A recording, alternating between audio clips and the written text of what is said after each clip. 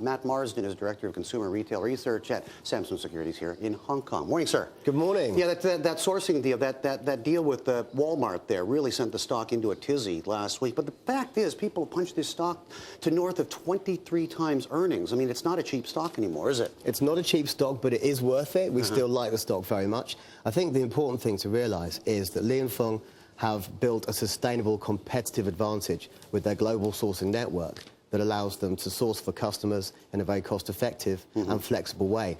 And this is why Wal-Mart want to work with them to gain access to over 15,000 suppliers in 40 countries.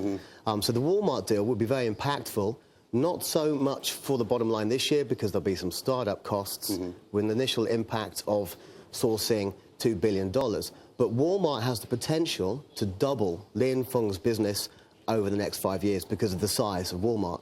So this year we think that Li Fung will source about 20. Do you think there's more to come for them? You think there are more deals like this? Because they've been on the trail like there's no tomorrow. I mean, they've got this insatiable appetite to just control things.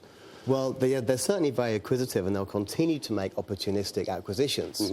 But the Wal-Mart deal is so important because they can add an extra $20 billion US to Li Fung's sourcing business, which could double the size of Li Fung's sourcing business by 2015. Talk to me about a company which I believe is reporting this week, IT, right? Penny stock.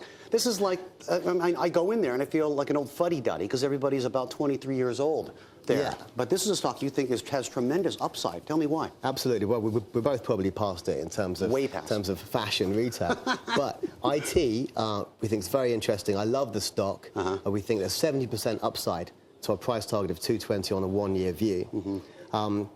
What's attractive about them? I mean, this is funky, like, teen grunge, well, not grunge wear, but it's like, definitely not stuff that I want to slip into. Well, they actually have a very wide range of brands. They manage over 300 brands, including some high-class stuff like Stella McCartney for women, so again, maybe not for you. But they've got a very profitable and established business in Hong Kong. And that should benefit from very healthy Hong Kong retail sales growth. And we're looking for 12% to be reported tonight for Hong Kong retail sales. They don't make any money in China, though, right? No. About a quarter of their revenues come from China, yet they don't make money. Isn't that a drag? Well, this is changing right now. So 26% of sales are in China. They're traditionally not profitable, but that's changing as the economy, as they're gaining economies of scale, and also just getting the formula right in China. So they'll break into profitability, we think, in China this year, which will provide earnings upside surprise. So it's trading at about 9 times PE, a very attractive valuation. So it's cheap compared to its peers then, definitely. Yes, definitely. Okay.